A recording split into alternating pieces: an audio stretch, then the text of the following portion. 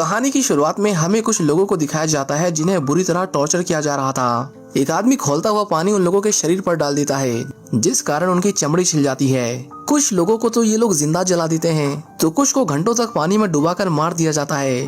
Christopher Ferreira नाम के एक प्रीस्ट भी उन्हीं लोगों में से एक थे, जिन्हें उन लोगों को टॉर्चर होते हुए देखते रहने के लिए मजबूर किया जाता है, क्योंकि उनके कहने पर ही इन सब लोगों ने क्रिश्चियन धर्म को अपनाया था, जिसकी इन्हें सजा मिल रही है। साल 1663 वो समय था जब जापानी लोग अपने देश में किसी भी रिलीजन को फैलने नहीं देते थे, और जो कोई भी अपना धर्म बदलने की कोशिश करता था उसे ये लोग मौत के घाट उतार देते थे। अब कुछ लोगों को जीसस क्राइस्ट की तस्वीर को पैरों तले कुचलने को कहा जाता है। जिन लोगों ने उस पर पैर रख दिया उनकी जान बख्श दी गई, लेकिन जो लोग ऐसा नहीं करते उन्हें बहुत टॉर्चर किया जाता है और फिर मार दिया जाता है। इसके कुछ साल बाद हम दो और पादरियों को देखते हैं जो क्रिस्टोफर फेरेरा के स्टूडेंट्स हैं। एक इटालियन पादरी उन दोनों को एक लेटर दिखाते हैं जो उन्हें फेरेरा ने जापान से भेजा था। उसे पढ़कर उन्हें पता चलता है कि फेरेरा जापान में अपना धर्म बदलकर ईसाई से बुद्धिस्ट हो गए थे। ये सुनकर उन दोनों को यकीन नहीं हुआ, क्योंकि फेरेरा जीसस के लिए अपनी जान दे देते, पर वह कभी उन पर अपना विश्वास नहीं खोते। वो जापान जाकर उनसे मिलना चाहते थे, पर वो इटालियन पादरी उन्हें ऐसा करने की परमिशन नहीं देते। वे कहते हैं कि वो जगह ईसाइयों के लिए बहुत खतरनाक है। अगर तुम दोनों वहाँ गए तो तुम्हारे साथ भी वही होगा जो फादर फेरेरा के साथ हुआ है। लेकिन इसके बावजूद वो दोनों वहाँ जाने की जिद करते हैं, जिसके बाद पादरी मान जाते हैं। अब अगले दिन वो दोनों एक चाइनीज आदमी के पास जाते हैं जो उन्हें गैर कानूनी तरीके से जापान ले जाएगा। रास्ता बताने के लिए वे लोग अपने साथ एक जापानी आदमी को भी ले लेते हैं। इस आदमी का नाम किचिरो है और इसके परिवार को भी जापानी लोगों ने ईसाई धर्म अपनाने के लिए जिंदा जला दिया था। कई दिनों के सफर के बाद वो तीनों जापान पहुंचते हैं, जिसके बाद किचिरो दबे पांव पानी में उतरता है और उन्हें चुपचाप अपने पीछे आने को कहता है। उसके पीछे चलते चलते किचिरो अचानक कहीं गायब हो जाता है। उन्हें लगा कि उसने उन्हें धोखा दिया है, पर ऐसा नहीं था। कुछ देर बाद कुछ जापानी लोग मशाल लिए उनके पास आए और उन्हें बताया कि वो जापान में हैं। वे कहते हैं कि ये जगह आप लोगों के लिए सेफ नहीं है, हमें यहाँ से निकलना होगा इससे पहले कि वो लोग हमें देख लें। जिसके बाद सेबेस्टियो और फ्रांसिस्को चुपचाप उनके पीछे चलते रहते हैं। एक बूढ़ा आदमी उन्हें बताता है कि अब यहाँ पहले से कहीं ज्यादा क्रिश्चियंस को मारा जा रहा है, इसलिए हमें छुपकर रहना पड़ता है। उन्हें लगा कि जीसस ने उनकी प्रार्थनाएं सुन ली, इसलिए उन्होंने इन पादरियों को उनकी मदद के लिए भेजा है। उनमें से एक, जिसका नाम सेबेस्टियो है, वो देखता है कि ये लोग बहुत डरे हुए हैं। वो पूछता है कि इतने बड़े खतरे में आप लोगों ने अब तक भी जीसस को अपने अंदर कैसे जिंदा रखा है। जिस पर गांव वाले उन्हें बताते हैं कि वो छुप छुप कर प्रार्थना करते हैं और उनके आने से पहले जीसस से जुड़ी हर एक चीज को कहीं छुपा देते हैं, जैसे कि उन्होंने एक तस्वीर को चटाई के नीचे छुपा रखा था। सेबेस्टियो को पता चला कि यहाँ क्रिश्चियन की खबर देने वाले को 100 चांदी के सिक्के दिए जाते हैं और किसी पादरी की खबर देने वाले को 300 चांदी के सिक्के दिए जाते हैं। सेबेस्टियो कहता है हमें दूसरे गांव में भी जाना होगा, उन्हें भी पता होना चाहिए कि हम यहाँ हैं। वह उनसे फादर फेरेरा के बारे में भी पूछता है, लेकिन गांव में किसी को भी उनके बारे में नहीं पता था। अब अगले दिन गांव वाले उन दोनों को एक झोपड़ी में ले जाते हैं जहां एक सीक्रेट चेंबर था। वह सेबेस्टियो और फ्रांसिस्को को बताते हैं कि जब हम दरवाजे को 2 बार खटखटाएं तभी दरवाजा खोलना, इसके अलावा चाहे बाहर कुछ भी हो आप लोग बाहर मत आना। अब सेबेस्टियो और फ्रांसिस्को कई दिनों तक अंदर ही छुपे रहते हैं और धीरे धीरे फ्रांसिस्को का सब्र टूटता जा रहा था। वह गुस्से में कहता है कि ये लोग कितने डरे हुए हैं, डर ने इन्हें अंदर ही अंदर खा लिया है और हमें ये भी नहीं पता कि फेरेरा जिंदा है भी या नहीं। यहाँ किसी ने उनका नाम तक नहीं सुना। पर सेबेस्टियो उसे समझाता है कि इन लोगों का हमारे अलावा कोई नहीं है। अगर हम इन लोगों के साथ नहीं खड़े होंगे तो ये लोग जीसस पर अपना विश्वास खो देंगे। वो किचिरो को नागासाकी भेजकर उसे फेरेरो के बारे में पता लगाने को कहता है, पर फ्रांसिस्को उसे कहता है कि हम उस शराबी पर भरोसा नहीं कर सकते, वो तो हमें यहाँ लाने के बाद दोबारा कभी दिखा भी नहीं।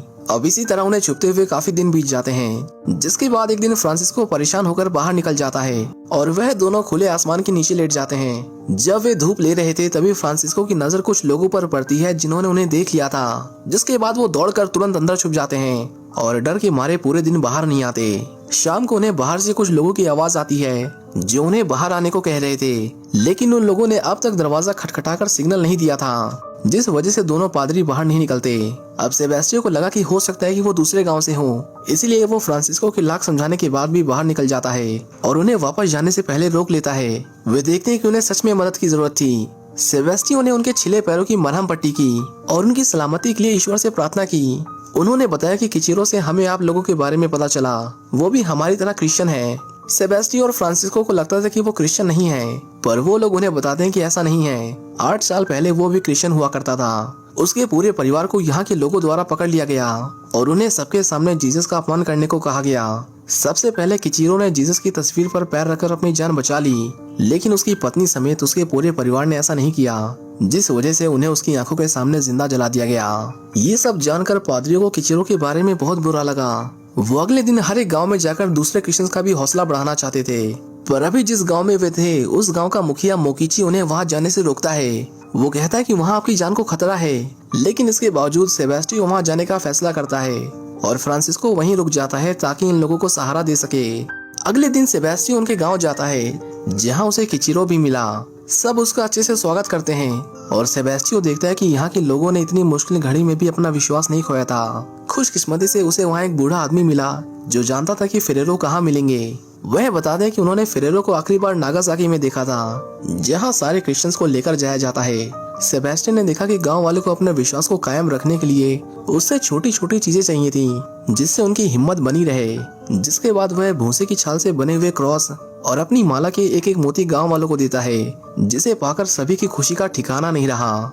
उसने किचीरो को भी एक मोती देने के लिए अपने पास बुलाया, पर किचीरो उसके पास आने के बजाय वहां से भाग जाता है, क्योंकि वो अपने आप को सबसे बड़ा पापी मानता है और उसे लगता है कि जीसस उसे कभी माफ नहीं करेंगे। सेबेस्टियन को एहसास हुआ कि किचीरो को सबसे ज्यादा मदद की जरूरत है, इसलिए वह उसके पास गया और उसे अपने पाप कबूलने को कहा। किचीरो उसे कन्फेशन करते वक्त रोने लगता है, जिससे पता चलता है कि सालों से वो अपने अंदर कितने गहरे दुख को समेटे बैठा था। वहीं दूसरी तरफ हम एक बूढ़े आदमी को देखते हैं जिसे कुछ जापानीज लोगों ने पकड़ लिया था। ये वही लोग हैं जो गांव में क्रिश्चियंस को साफ करने का काम करते थे।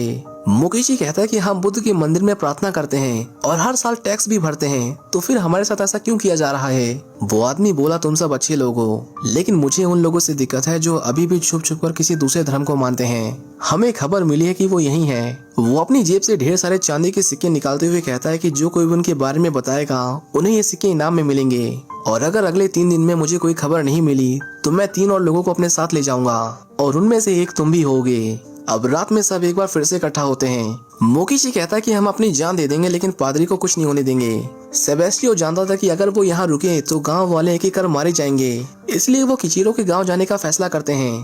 पर उसके गांव के कुछ लोग जो वहीं मौजूद थे वो कहते हैं कि वो ऐसा ना करें, क्योंकि इससे उनकी जान भी खतरे में पड़ सकती थी। आज नहीं तो कल वह उन्हें ढूंढ ही लेंगे। वो कहाँ जाएंगे इस बात को लेकर सभी आपस में लड़ने लगते हैं, जिसके बाद वो बूढ़ा आदमी उन दोनों को इसी गांव में रुकने के लिए कहता है। एक आदमी खुद से आगे आकर कहता है कि जिन 4 लोगों को वो लोग ले जाएंगे उनमें से एक